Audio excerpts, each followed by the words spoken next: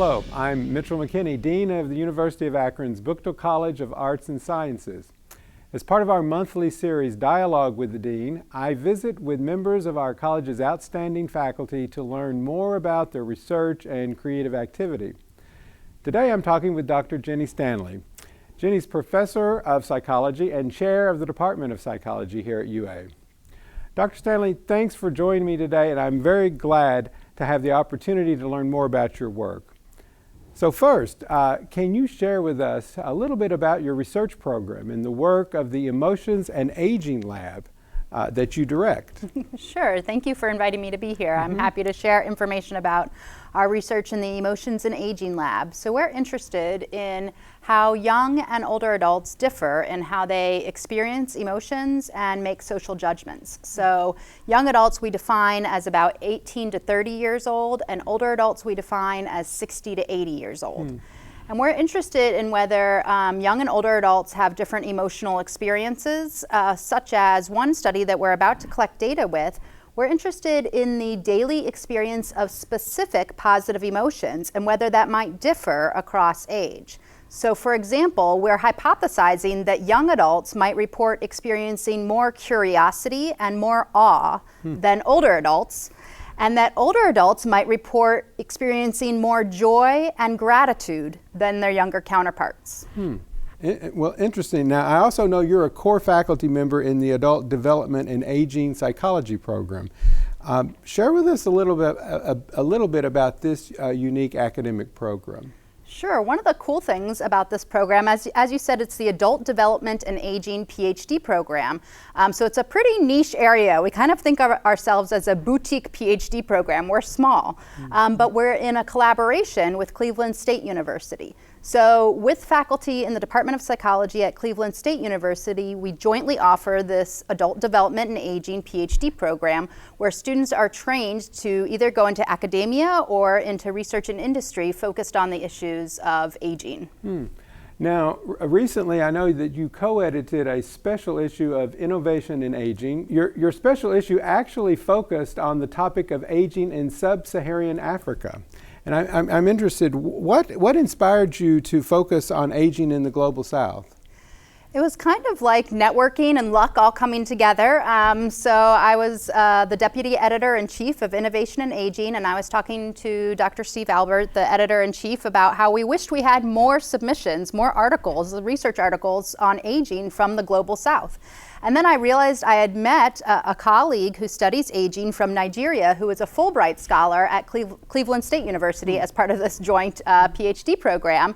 And so I reached out to him to ask him if he would be interested in co-editing a special issue focused on aging in Sub-Saharan Africa. And he was game for it, and we went ahead and did it. Wow. So now I know that a special issue contained 18 different studies that you edited, reviewed. What perhaps surprised you about the findings of those studies or things that you found most important that came out of that scholarship? It's hard to boil it down to just one because I learned so much from this process and it really opened my eyes to lots of things. But I think what I would say that I come away with most is the sense, sort of as a developmental psychologist, we're always talking about in our theory how important the social historical context is to development. It really shapes your development. You can't ignore it.